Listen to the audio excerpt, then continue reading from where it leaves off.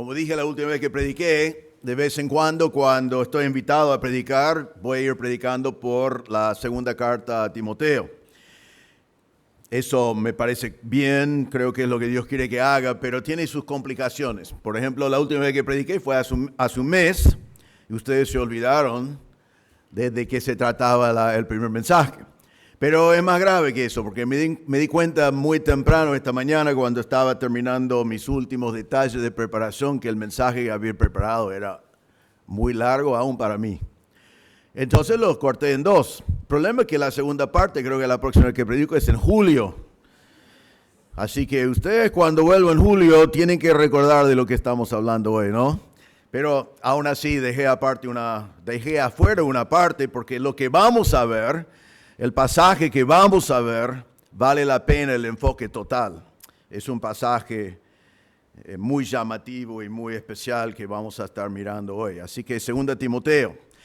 El último mes, cuando prediqué, vimos en los primeros versículos de esta carta de Pablo a Timoteo, que Pablo recordaba. Hablamos de que Pablo, porque al final de este libro, Pablo está listo para morir y históricamente sí murió después de terminar este libro. Así que este libro son las últimas palabras de Pablo.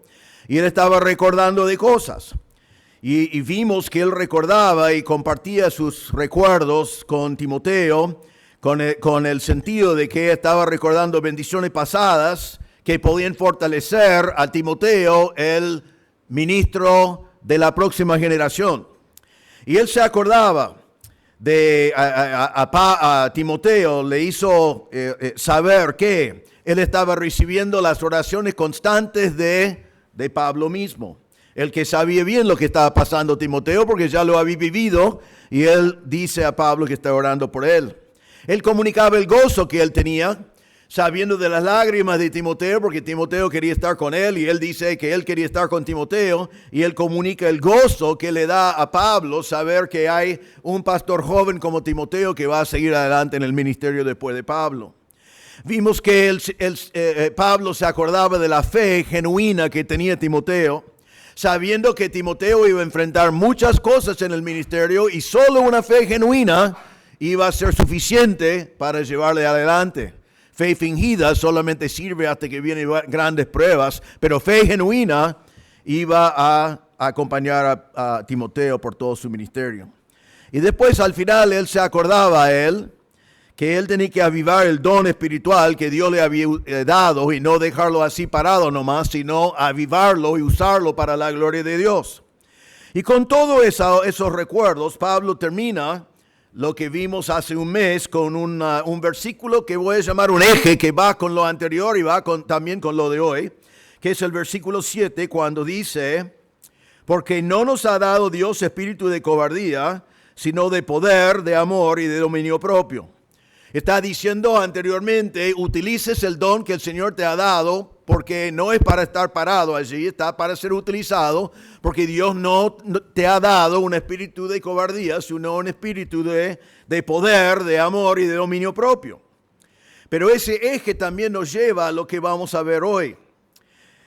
El resumen de que Pablo está dando cuando va en este pequeño eje es esta frase clave que Dios no nos ha dado un espíritu de cobardía, que sería de timidez o debilidad de carácter que te hace achicar en momentos de prueba o momentos que podés pasar vergüenza o momentos cuando debes testificar. Es esa falta de fuerza de carácter.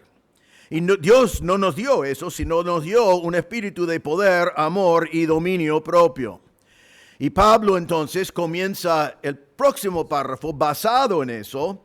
Y hoy te va a enseñar cómo vencer ese espíritu de cobardía y cómo servir al Señor con poder, amor y dominio propio. Ahora, él va a seguir con 4 mandatos, pero vamos a ver solamente 2 hoy. Así que vamos a ver hoy 2 mandatos que requieren el espíritu de poder, amor y dominio propio. Ahora vamos a leer entonces, comenzando en capítulo 1, versículo 7.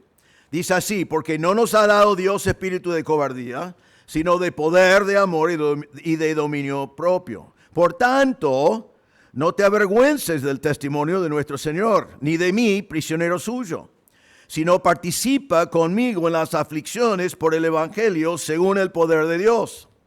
Él nos ha salvado y nos ha llamado con un llamamiento santo, no según nuestras obras, sino según su propósito, y según la gracia que nos fue dada en Cristo Jesús desde la eternidad, y que ahora ha sido manifestada por la aparición de nuestro Salvador, Cristo Jesús, quien puso fin a la muerte y sacó a la luz la vida y la inmortalidad por medio del Evangelio. Para este Evangelio yo fui constituido predicador, apóstol y maestro, por lo cual también sufro estas cosas, pero no me avergüenzo, porque yo sé en quién he creído y estoy convencido de que Él es poderoso para guardar mi depósito hasta aquel día. Vamos a hacer esos versículos hoy. Vamos a ver dos mandatos que requieren el espíritu de poder, amor y dominio propio. Ahora, hay dos mandatos aquí y el primer mandato se ve enseguida en versículo 8. Dice, versículo 8, por tanto, no te avergüences del testimonio de nuestro Señor, ni de mí, prisionero suyo. El primer mandato es jamás avergonzarse en servir al Señor. Dice, por tanto, el por tanto nos hace pensar en lo que vino antes. Ya que el Señor te dio un espíritu de poder, amor y dominio propio, entonces jamás debes avergonzarse en servir al Señor. Todo lo que va a hablar aquí está girando alrededor del poderoso evangelio que el Señor nos ha dado. Y el hecho de que tenemos ese espíritu. Ahora, dice entonces, vemos que es un mandato, es un imperativo. La idea de la palabra avergonzarse aquí, ya sabemos lo que significa la palabra, pero en sí Pablo está hablando de esa sensación, ese sentimiento, ese sentido de pérdida de estatus por algún evento. Es cuando ocurre algo y pasamos vergüenza, entramos en un evento sintiéndonos bien y salimos sintiéndonos de menos. Quizás entramos con orgullo y terminamos con humildad. Quizás algo pasó o alguien nos trató de tal manera que nos sentimos bajados o avergonzados o humillados. En este caso, el verbo es un verbo que no mencionamos mucho, pero es un verbo que se ve en todo este pasaje, verbos que se llaman en griego aoristos, que tiene la idea de acción pasado y completado. Son cosas que ya pasaron y ya están definitivamente decididos de una vez.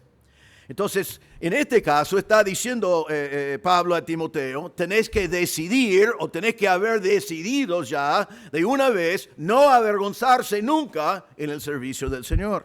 Debe ser un trato hecho, debe ser algo hecho definitivamente. Debes decir, he decidido porque tengo el espíritu de poder, amor y dominio propio, que yo no voy a achicarme por vergüenza en mi servicio al Señor.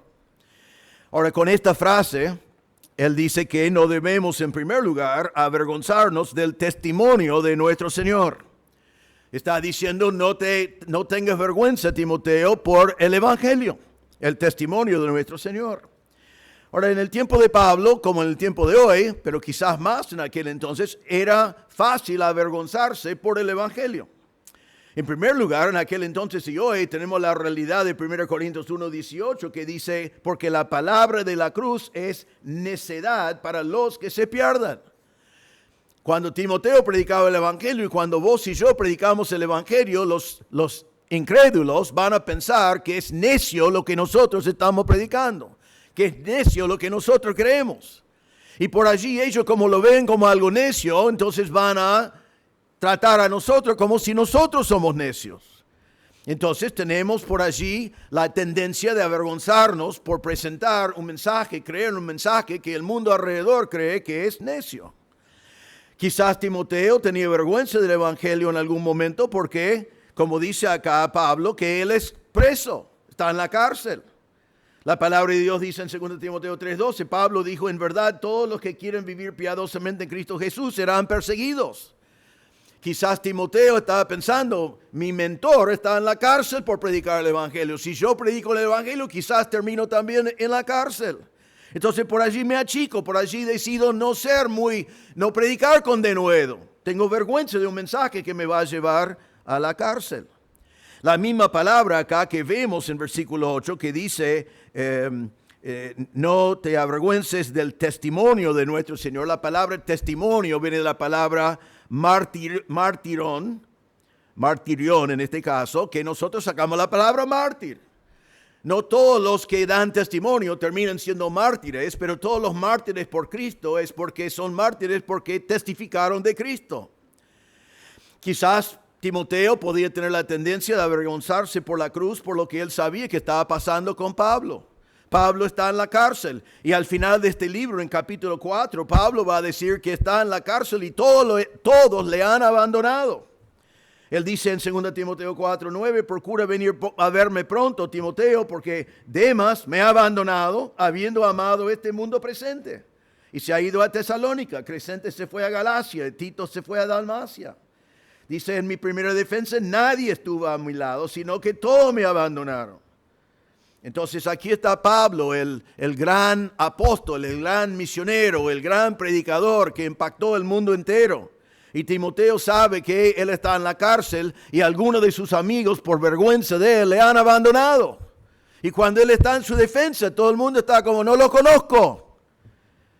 Entonces sería una gran tendencia decir, no voy a predicar el evangelio con denuedo sabiendo que la gente va a creer que soy un necio, quizás me van a perseguir, quizás voy a morir, quizás voy a estar abandonado por los mismos colaboradores en el ministerio.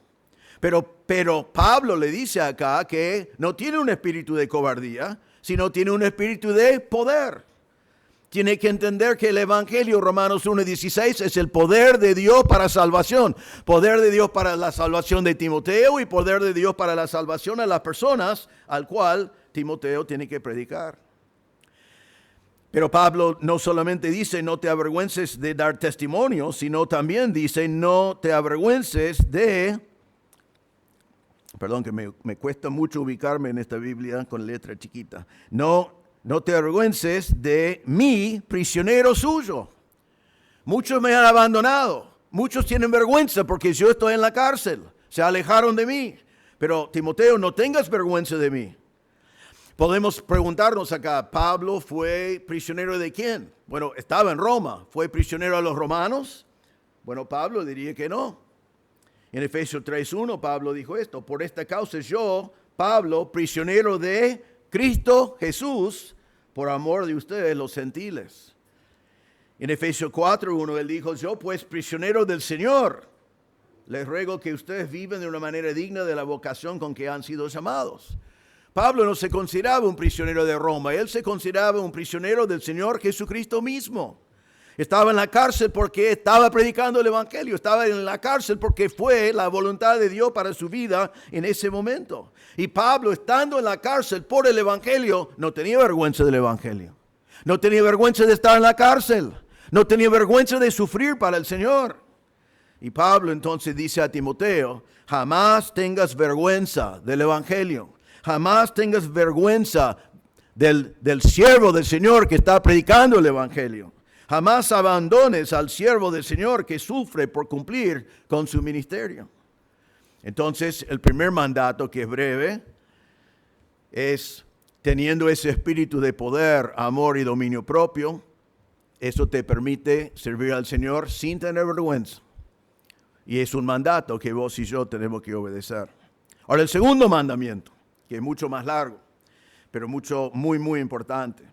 Realmente el mandato está en el mismo versículo. Versículo 8, por tanto, primer mandato, no te avergüences del testimonio de nuestro Señor, ni de mí, prisionero suyo.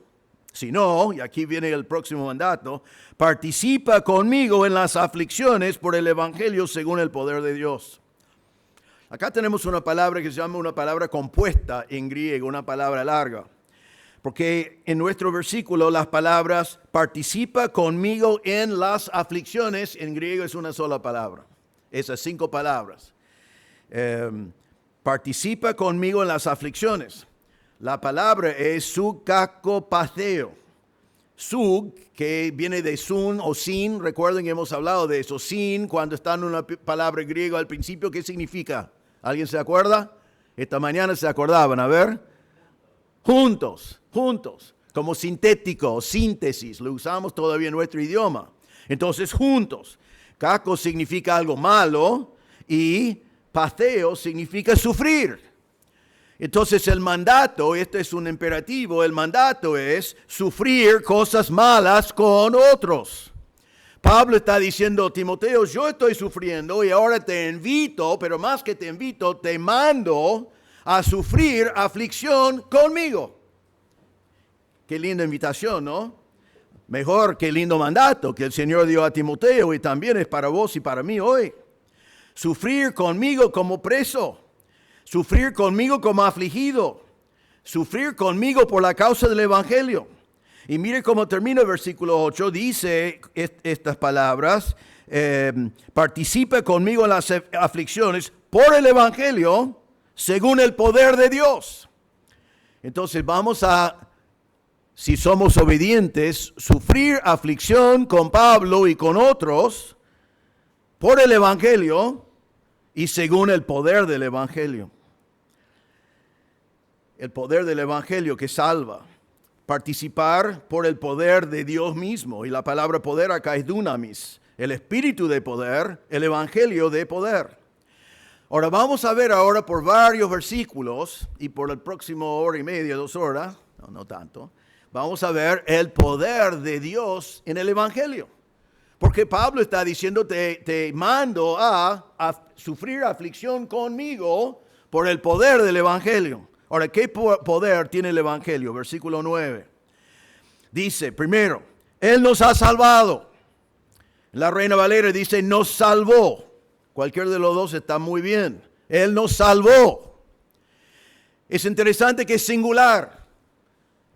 Salvación no fue algo en conjunto. Salvación no fue algo que Él y nosotros hicimos juntos. No es algo que nosotros y otros hicieron. Es singular. Él nos ha salvado. Vos no agregaste nada, vos no contribuiste nada, ninguna buena obra tuya te ayudó. Él hizo absolutamente todo. El Señor te salvó. Gloria a Dios. Es un verbo auristo que significa que aunque tú no estás en el cielo todavía, Dios ya te salvó. Tu salvación hoy es más seguro como si ya estuvieras en el cielo con Pablo por los últimos 2000 años. Tu salvación es seguro si conoces a Cristo como Salvador, porque Él te salvó, pasado, completado, auristo. Esto significa que Él te rescató. Vos necesitabas de un Salvador, no pudiste salvar a ti mismo, pero Dios te salvó.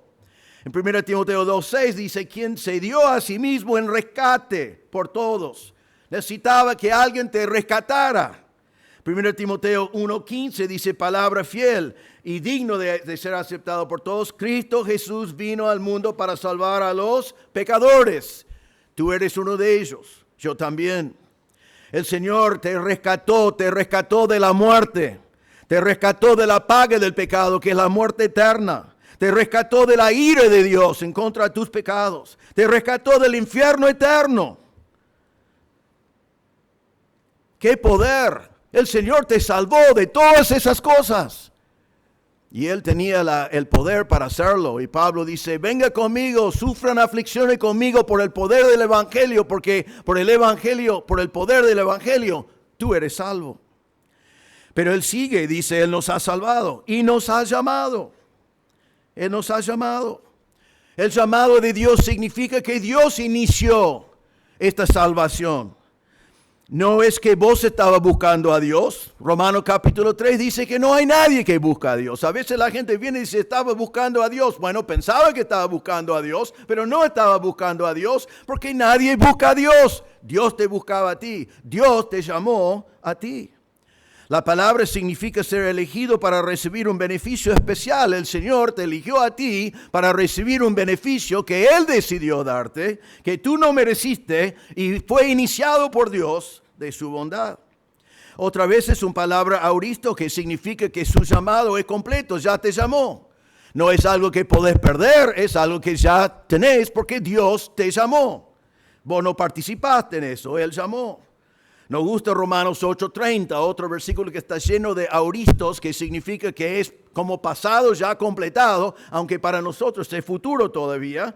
Y allí Él dice, a los que Dios predestinó, auristo, a esos también llamó auristo, a los que llamó, a esto también justificó a Auristo. Y nosotros miramos en todo eso y dice, bien, porque todo eso es pasado. Y después dice, a los que justificó, a esos también glorificó a Auristo. Entonces, hermano, porque Dios te llamó, eres tan glorificado como eres justificado. Vos pensás que yo estoy justificado, algún día voy a ser glorificado, ¿correcto? Pero en los ojos de Dios estás tan glorificado como estás justificado, porque la obra de Dios hizo eso y ya está completo. Así que Pablo dice, ese evangelio es poderoso porque Dios te llamó. Es el Señor que te llamó. Ahora, mire en base de qué, porque eso es donde mucha gente se confunde, porque dice, nos ha llamado, y voy a saltar una frase allí, volvemos, dice, no según nuestras obras. El Señor no te llamó porque vio buenas obras en ti. Si el Señor hubiera buscado gente con buenas obras para llamar, no hubiera llamado a nadie, porque nuestras buenas obras son como trapos de inmundicia.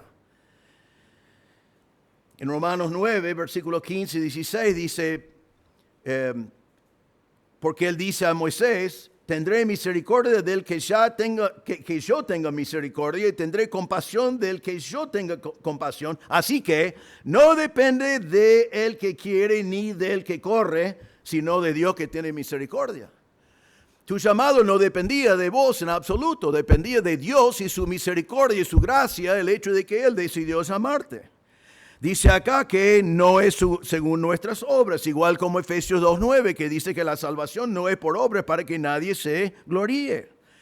Y dice acá, siguiendo, que no fue según nuestras obras, sino según su propósito, según su propósito. Ahora déjame decirles algo, y es importante entender y escuchar esto, porque muchas personas creen, y yo lo creí también hace años atrás, hasta que estudié mi Biblia, ¿no? Vamos a decir, hasta que seguí estudiando mi Biblia. Pero creí algo y muchos de mis amigos creen eso. Ellos creen que el Señor nos llamó basado en su presciencia. Y ellos dicen que en su presciencia, en la eternidad pasada, Él miraba a ver quién tenía una chispa de bueno que le haría responder al llamado de Dios. Y cuando identificó a los que tenían esa chispa de algo bueno, eligió a ellos. ¿Qué es la falla en ese argumento? Bueno, espero que ya saben que es la falla. Si Dios en la eternidad pasada hubiera mirado en todos nosotros, ¿cuántas chispas de bueno hubieran encontrado? Cero. Es imposible que el Señor te llamó a la salvación basado en alguna predisposición tuya que era distinto a lo de tu vecino. No, Él encontró a todos nosotros y todos fuimos pecadores, perdidos, sin esperanza en este mundo, muertos en nuestros pecados. Así que eso no es lo que significa, pero dice que Él lo hizo según su propósito. ¿Y qué fue su propósito? Dice el propósito de Dios. En Efesios 3:11 dice, conforme al propósito eterno que llevó a cabo en Cristo Jesús nuestro Señor. Es un propósito eterno. Me gusta Efesios 1, un pasaje, si querés disfrutar de pensar en las bendiciones que tenés en Cristo. Estudia Efesios 1, especialmente versículos 3 a 14. Y allí dice, voy a saltar algunos versículos allí nomás a elegir, dice, para alabanza de la gloria de su gracia que gratuitamente ha impartido sobre nosotros en el amado.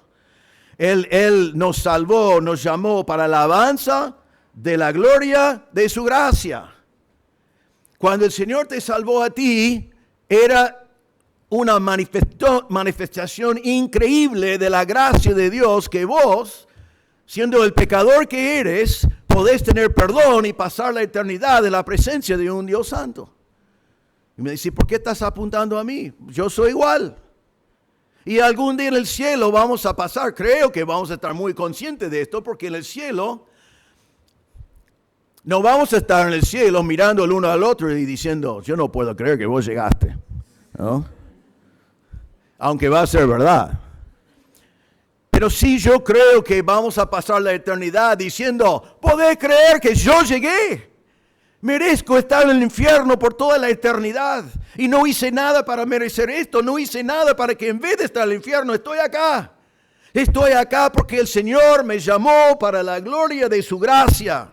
Y por toda la eternidad vamos a adorar y alabar al Señor por esa gracia que nos dio algo que no merecemos y estamos en el cielo y Él va a ser glorificado porque pecadores como nosotros podían ser redimidos y por su gracia ser transformados y vivir toda la eternidad con Él. Qué poderoso que es el Evangelio. También en Efesios 1 dice, también en Él hemos obtenido herencia habiendo sido predestinados según el propósito de aquel que obra todas las cosas conforme al consejo de su voluntad, a fin de que nosotros, que fuimos los primeros en esperar en Cristo, seamos para alabanza de su gloria. Así que nuestra salvación nos viene bien, amén. Recibimos perdón, recibimos vida abundante, recibimos vida eterna y vamos a ser transformados. Pero el propósito principal de tu salvación y mi salvación es para la gloria de la gracia de nuestro Señor. Entonces Pablo dice acá que nos salvó y nos ha llamado, no conforme a tus obras, porque si fuera conforme de tus obras no serías llamado, sino conforme a los propósitos de Dios, que es la alabanza de su gloria. Pero no solamente dice que es según su propósito, sino también dice, y según la gracia que nos fue dada en Cristo Jesús desde la eternidad. También somos salvos según su gracia. Gracia significa favor no merecido. Es una disposición de beneficencia. ¿Por qué vos y yo necesitábamos gracia para ser salvos? Muchas personas dan la impresión de que el pecador sin Cristo está enfermo en su pecado, está debilitado en su pecado, está sin fuerza en su pecado, que está confundido en su pecado. Pero la palabra de Dios no dice eso. La palabra de Dios dice que el pecador sin Cristo está muerto en su pecado. Y un muerto no puede ayudar a sí mismo. Un muerto necesita ayuda de otros y va a vivir. Yo no sé si ustedes cuántos muertos han visto. Yo como pastor probablemente he ido a más velorios que la mayoría de ustedes. En los años antiguos era pasar toda la noche, ¿no? Toda la noche con el que falleció estando allí.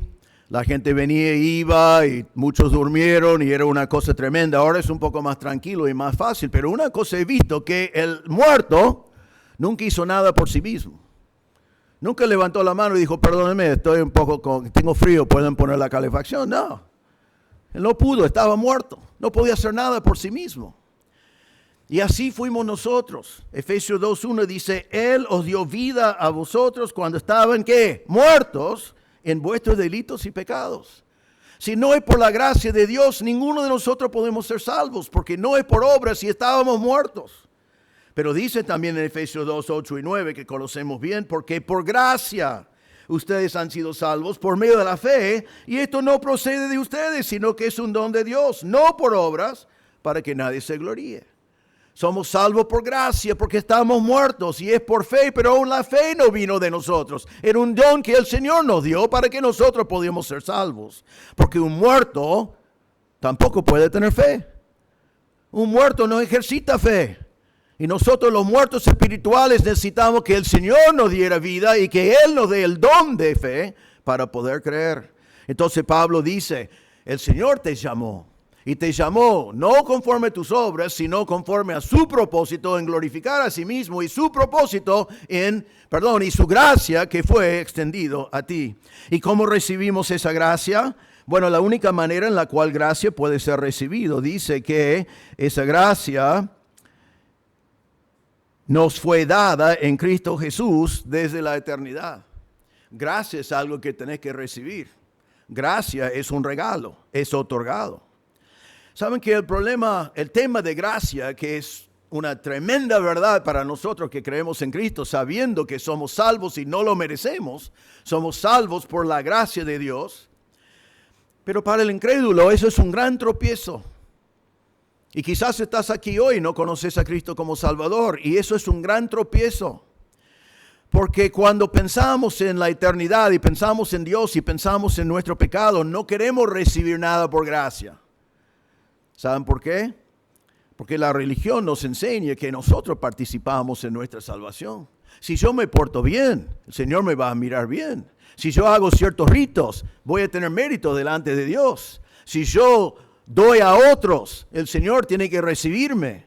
Y al final yo puedo hacer mis cosas cumpliendo con ritos, haciendo cosas que yo considero ser buenos, ayudando a otros, pensando que, mire qué grande que soy, mire qué bueno que soy, todas mis buenas obras el Señor va a mirar en mí y eso me va a dar mérito delante de Él. Y Él va a tener que recibirme en el cielo y yo voy a llegar al cielo porque yo soy un buen tipo.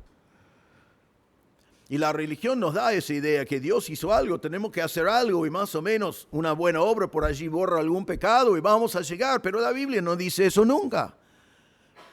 Sino para ser salvo, entender y conocer la gracia de Dios, tenés que darte cuenta que tú no puedes poner nada. Vos vinís con las manos vacías, todas tus obras son como trapo de inmundicia delante de Dios, dice la palabra de Dios. Y tenés que humillarte delante del Señor y decir, Señor, aquí estoy, no tengo nada para ofrecerte. Necesito que alguien me salvara porque estoy rumbo al infierno y no puedo salvarme. Entonces, me arrepiento de mis pecados y confío en ti. Y por la gracia de Dios, recibo el regalo de la vida eterna. Pero saben que muchas personas no reciben ese regalo. ¿Por qué? Tienen que humillarse. Y es un tropiezo para ellos, pero para nosotros es una verdad tremenda que somos llamados por la gracia que fue dado a nosotros. Ahora, ¿cuándo vino esa gracia? Vos decís por allí, mira, a mí me vino esa gracia el 2 de diciembre de 2002 o de 2004, lo que fuera, y marcás la fecha en la cual creíste en Cristo como Salvador y tú experimentaste la gracia de Dios. Pero mire con lo que dice el pasaje. Dice que esa gracia nos fue dada en Cristo Jesús desde la eternidad. Desde la eternidad. ¿Qué gracia? ¿Qué es eso? El Señor extendió su gracia a ti antes de que naciste. El Señor extendió su gracia a ti en la salvación antes de que hizo el mundo. Antes de Adán y Eva, la gracia de Dios para tu vida ya fue extendido. Qué grande que es nuestro Dios. Qué tremendo que es este evangelio y el poder del evangelio de que Pablo nos está hablando y nos está invitando a venir y sufrir junto con él aflicción predicando ese evangelio. Ante la eternidad. Efesios 1:4 dice, porque Dios nos escogió en Cristo antes de la fundación del mundo, para que fuéramos santos y sin mancha delante de Él. Otra vez, Dios no miró adelante a ver algo bueno en ti, porque no hubiera visto nada bueno en ti. Dios, por su propósito de glorificar a sí mismo y según su propia voluntad, te salvó, te llamó y te extendió su gracia desde la eternidad pasada. Ahora, no lo entiendo, no lo merezco, pero lo creo y doy gracias a Dios. Todos los días de mi vida debemos levantarnos y decir, Señor, ¿por qué me elegiste a mí? ¿Por qué me llamaste a mí? ¿Por qué me salvaste a mí? No lo merezco, pero doy gracias a Dios. Ahora, salté una frase aquí en este llamamiento. Dice que nos llamó con un llamamiento santo. Eso significa que no nos llamó solamente para que vayamos al cielo, no nos llamó solamente para salvarnos del infierno, sino nos llamó para vivir una vida santa. El llamamiento allí significa es nuestra posición y nuestra vocación. No solamente la salvación, estamos llamados a vivir vidas santas. Eso hoy en día es el propósito de tu vida, vivir una vida santa. Consagrado a Dios, separado para Dios. Él te salvó, Él te llamó, Él te extendió su gracia, Él te dio vida y ahora Él quiere que entiendes que tu llamamiento no es solamente llamamiento a la vida eterna, es llamamiento a vivir una vida consagrado a Dios. Eso es el propósito del resto de tu vida. El Señor te llamó para eso.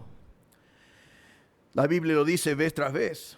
1 Corintios 1:2, Pablo comienza la carta a los Corintios diciendo a la iglesia de Dios que está en Corinto, a los que han sido santificados en Cristo Jesús. El Señor los hizo santos posicionalmente delante de Él con su salvación.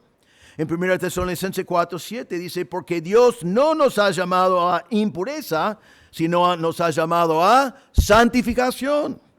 1 Pedro 1:2 dice, según el previo conocimiento de Dios Padre, por la obra santificadora del Espíritu, para obedecer a Jesucristo y ser rociado en su sangre. Y Efesios 1:4, que ya lo leí, pero ahora voy a enfatizar la segunda parte, dijo, porque Dios nos escogió en Cristo antes de la fundación del mundo para que fuéramos santos y sin mancha delante de Él. Estás llamado a la salvación, pero estás llamado también a la santificación. El Señor dijo, sed santo porque yo soy santo. Esto es el poder del Evangelio. El poder del Evangelio del cual no tenés que tener vergüenza jamás. El poder del Evangelio al cual Pablo te manda a participar junto en las aflicciones. Porque todas estas cosas el Señor hizo en la eternidad pasada por ti. Un evangelio tan poderoso y todo hecho antes de que tú naciste, antes de que supiste algo de eso. ¿Qué versículo 9? Versículo 9. Pero Pablo no está terminado todavía. Porque en versículo 10, él dice, bueno, eso es lo que el Señor hizo en la eternidad pasada. Y ahora dice, versículo 10, y que ahora, eso es el pasado, hablamos de ahora. Y que ahora,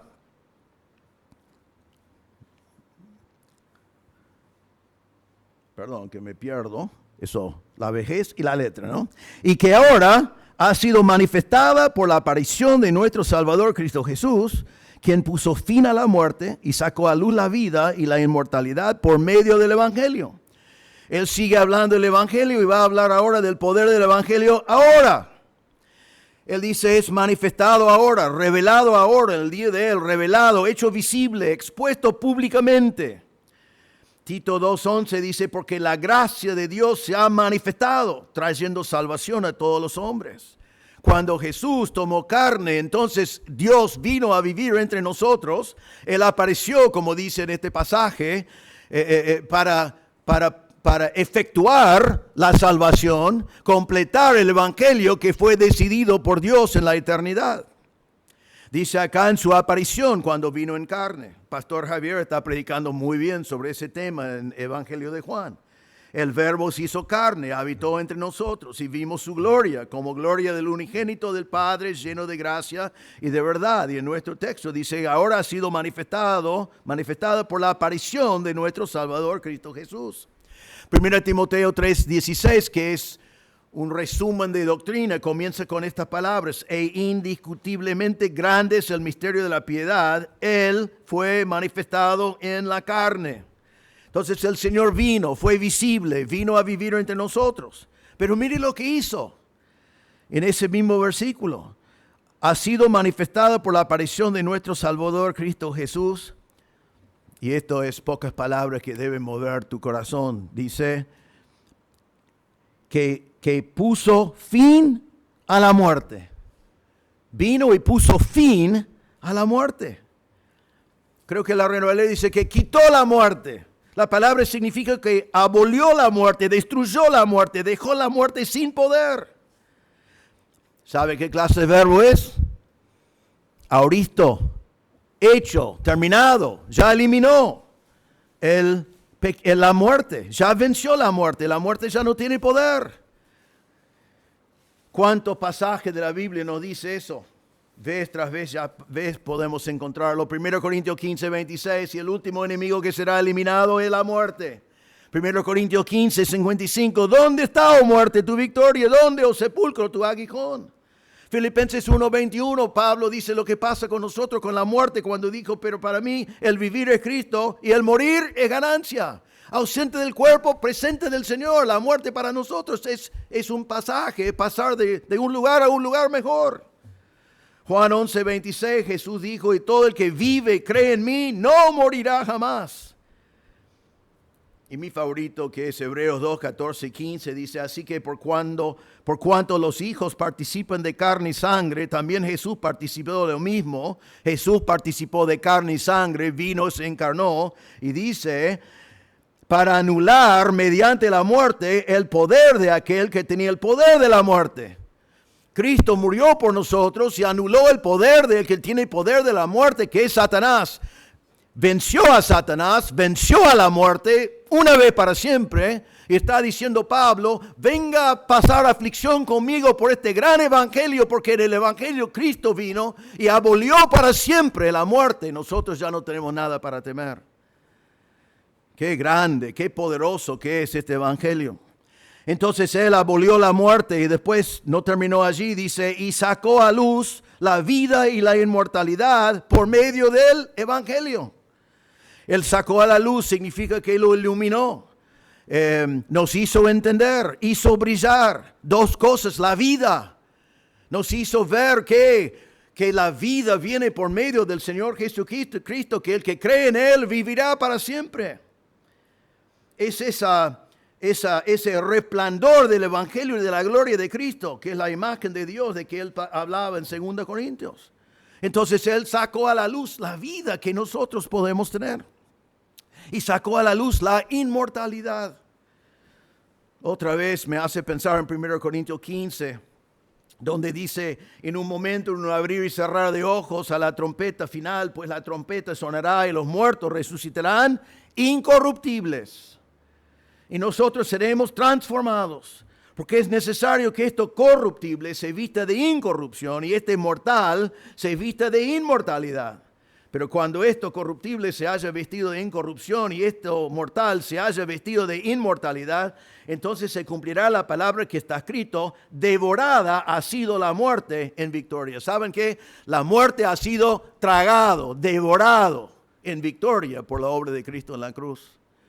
Y vos y yo, con estos cuerpos corruptos que se enferman, que se debilitan y que físicamente mueren, vamos a tener los cuerpos transformados y vamos a tener un cuerpo eterno, glorificado, preparado para vivir en el cielo por toda la eternidad.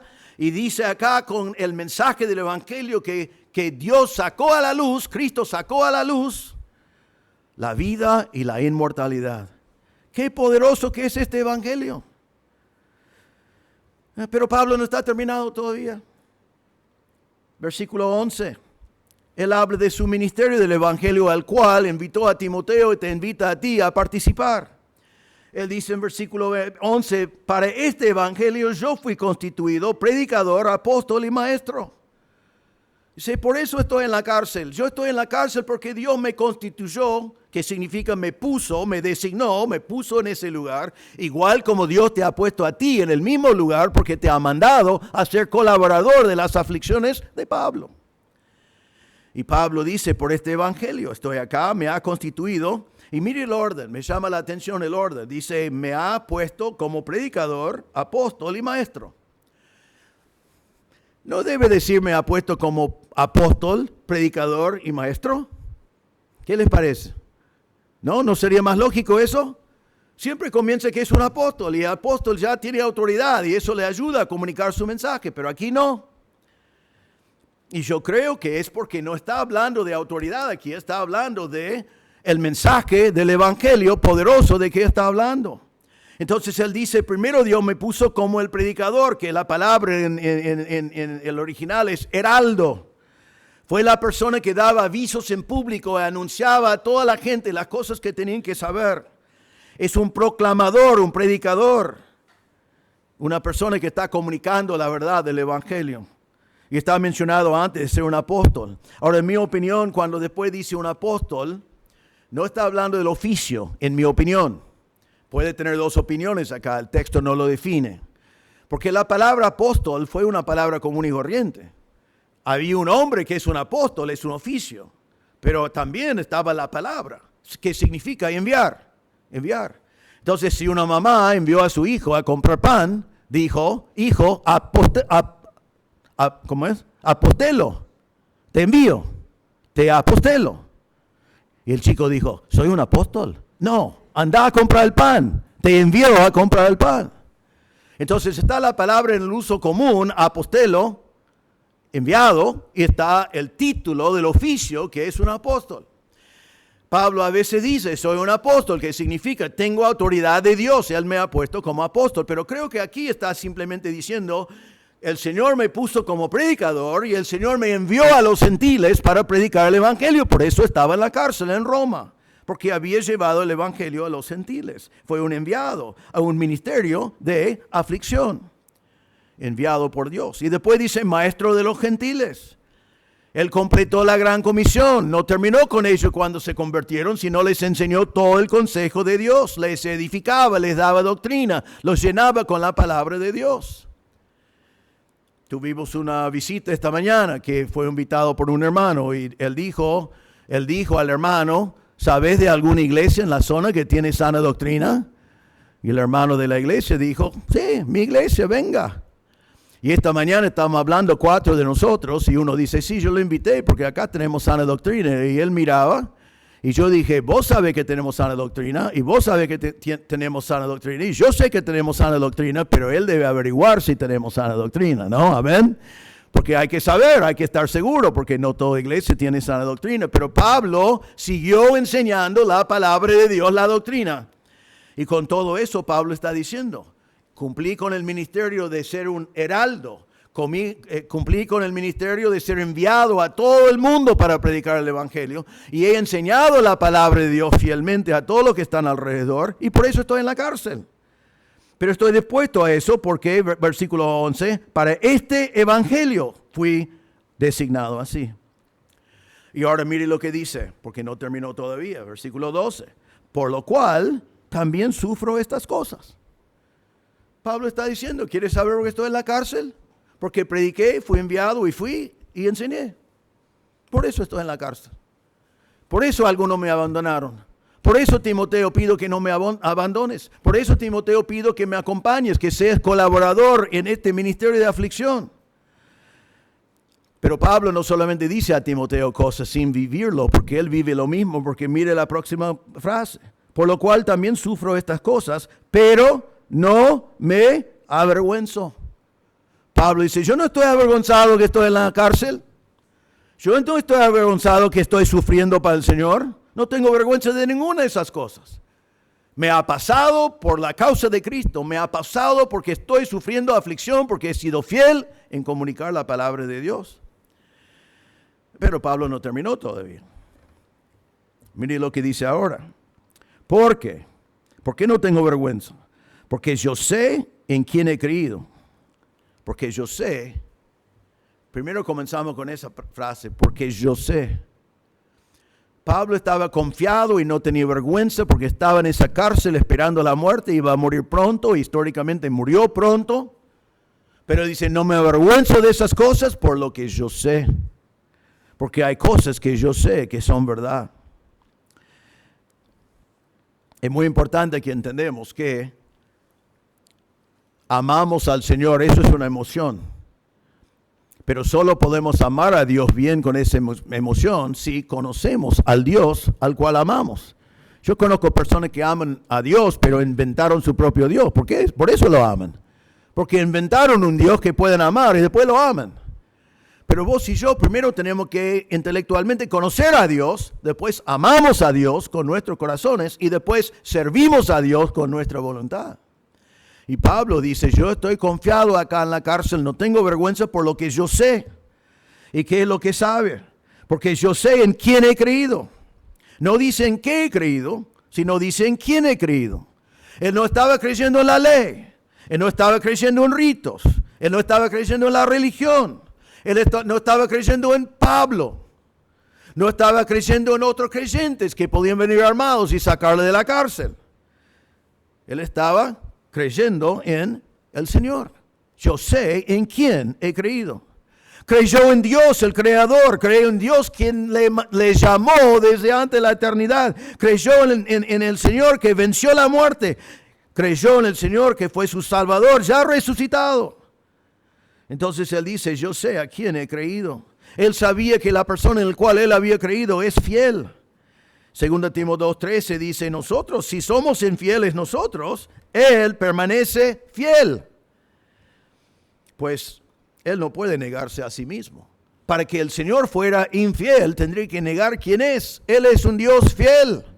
Entonces, si estamos en la cárcel, si sufrimos aflicciones, si todo viene en contra, si el futuro no se ve muy brillante acá en la tierra, podemos estar tranquilos porque sabemos en quién hemos creído y Él es fiel. En Tito 1:2, donde recuerden que fue escrito a la isla de Creta, donde absolutamente toda la población fueron mentirosos, dice Dios, con la esperanza de vida eterna, la cual Dios, que no miente, prometió desde los tiempos eternos. ¿Quién te prometió la vida eterna desde los tiempos eternos? Dios. ¿Y qué sabemos de Dios? Dios tiene la capacidad de mentir. No solamente dice la verdad, sino Él es la verdad, el camino y la vida. Entonces Pablo dice, yo me avergüenzo, estoy en la cárcel, voy a morir, van a tratar de humillarme, voy a estar delante de la justicia romana. Todos me abandonaron, pero yo, bien, no me avergüenzo porque yo sé en quien yo he creído. Él no me va a abandonar. Dice he creído, significa una creencia permanente. Yo creí permanentemente, decidí creer. Pero no está terminado porque dice he creído y estoy convencido de que Él es poderoso para guardar mi depósito hasta aquel día. Pablo dice he creído, yo sé en quién he creído. Él dice la verdad, Él es fiel. Y también estoy convencido que Él es poderoso. La palabra convencido significa estoy seguro, es cierto, estoy convencido, estoy persuadido, tengo la convicción que no solamente Dios dice la verdad, sino que Él es poderoso para guardarme hasta llegar a su presencia. Él prometió salvarme y Él es poderoso para salvarme. A veces vos y yo prometemos cosas y después descubrimos que no tenemos la capacidad de cumplir, ¿no? A veces se ve en las películas, ¿no? Que una persona está enferma, está pasando mal y el padre dice, yo te prometo que te vas a mejorar. Y siempre cuando pasa eso, yo digo, ¿por qué está diciendo eso? Vos no podés prometer eso. Hay momentos cuando queremos como padre poder prometer eso. La intención es buena, pero cuando promete algo que no puede hacer, después no va a poder hacerlo. Pero Dios prometió salvarte. Y Pablo dice, estoy convencido que es poderoso para hacerlo. Amén.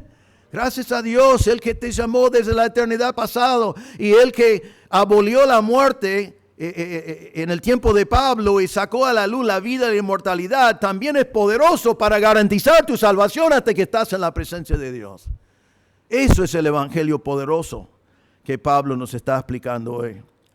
Y él dice que estoy convencido es poderoso para guardar mi depósito hasta aquel día. Esa frase guardar el depósito viene de una costumbre en el tiempo de Pablo, cuando una persona se iba de viaje, iba a estar ausente por un buen tiempo y tenía bienes en su casa de valor, necesitaba guardarlos en algún lugar. Porque no podía llevarlo al banco y dejarlo allí, no podía llevarlo a la caja fuerte y dejarlo allí, no podía con su teléfono decir, bueno, voy a poner las cámaras y el video a ver quién está en mi puerto, así protejo mis cosas. Él se iba y sus cosas fueron vulnerables. Entonces la costumbre de aquel entonces fue tomar esos bienes y llevarles a un vecino, una persona confiable, y depositarlos con él, con la esperanza de que te deposito esto porque confío en ti, cuando vuelvo quiero volver y recibir mis cosas. Eso es la idea de estas palabras que él está dando. Entonces él está diciendo que él es confiado de que él puede depositar la vida eterna que el Señor le prometió, sabiendo que estaba al punto de morir. O sea, está diciendo esto: yo sé que cuando me cortan la cabeza, porque él fue un ciudadano romano, por eso no murió en una cruz, entonces le cortaron la cabeza, y él sabía, en el momento que me cortan la cabeza, mi depósito está puesto con el Señor, Él va a guardar mi alma. En el momento que yo pierdo la cabeza, voy a estar en la presencia del Señor. Él va a guardar mi depósito para aquel día. 1 Pedro 4:19 dice, así que los que sufren conforme a la voluntad de Dios encomiendan sus almas al fiel Creador. Estás sufriendo, encomienda tu alma al Señor, Él va a cuidar de tu alma. 1 Tesalonicenses 5:23 dice que el mismo Dios de paz los santifique por completo y que todo su ser, espíritu, alma y cuerpo, sea preservado y irreprensible para la venida de nuestro Señor Jesucristo. Pablo dice, yo estoy tranquilo, no estoy con vergüenza, porque yo sé que el depósito que es mi vida está guardado por Dios, que es poderoso para guardarme. Tu depósito es seguro. El Señor te salvó, eternidad pasada. El Señor te llamó, eternidad pasada. El Señor quitó la muerte, tiempo de Jesús. El Señor reveló la luz, la vida y la inmortalidad, tiempo de Jesús. Y el Señor te ha prometido que Él va a cuidar de tu alma por toda la eternidad. Y Él hizo absolutamente todo. Ninguna de estas cosas depende de ti en lo más mínimo. Gracias a Dios. Porque si dependía de ti, lo perderías. Pero no lo podés perder porque depende totalmente de Dios. Gloria a Dios. Nosotros no somos así, pero deben estar diciendo gloria a Dios. Yo esta semana estudiando esto, estaba ya, casi me hizo pentecostal en mi oficina. Estas son cosas tremendas, tremendas verdades. Entonces, ¿qué está diciendo en estos versículos el Señor a nosotros? Dios te ha dado el espíritu de poder, amor y dominio propio. Y te ha dado un evangelio poderoso. Y Pablo ha pasado todos estos versículos para decirnos el poder del evangelio desde la eternidad pasada, el poder del evangelio por la obra de Cristo en la cruz, el poder del evangelio que es eterno, futuro. Y Él está diciendo, con un evangelio poderoso así, te invito, te mando a no tener vergüenza por el testimonio de Cristo, de no tener vergüenza por los siervos que son fieles y de venir conmigo a participar conmigo de las aflicciones de ese evangelio. Nos dio el poder, un espíritu de poder, porque tenemos un evangelio poderoso. Nos dio el espíritu de amor, porque los que están alrededor necesitan de este mensaje. Y nos dio un espíritu de dominio propio, que significa que cuando tengo oportunidad de servir al Señor, pero estoy pensando, se van a burlar de mí, voy a perder amigos, alguien me va a tratar mal, la familia no me va a hablar, o puedo sufrir persecución. Entonces el dominio propio que el Señor me dio me hace entender y decir, no voy a achicarme. Yo sé qué evangelio estoy predicando y yo sé que el Señor me salvó desde la eternidad pasada y me va a cuidar por toda la eternidad.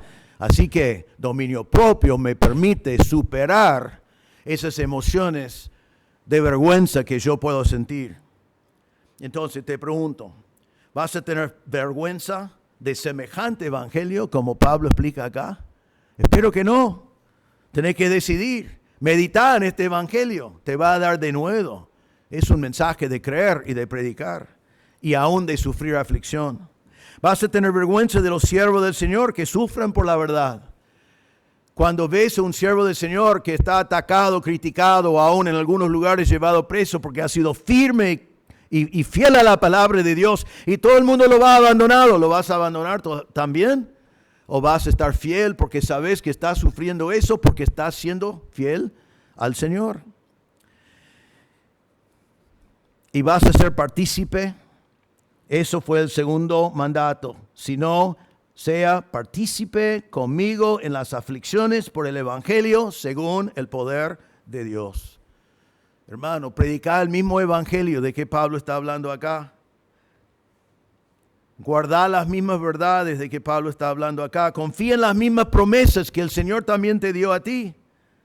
Esté tranquilo sabiendo que tu depósito está guardado por el Dios poderoso, todopoderoso del universo. Contempla esa gran salvación. Sé un heraldo. Padezca aflicción sin tener vergüenza. Y sepas que tu depósito es seguro. Hermanos, miramos en este pasaje y la pregunta es clara. ¿Podemos obedecer o desobedecer?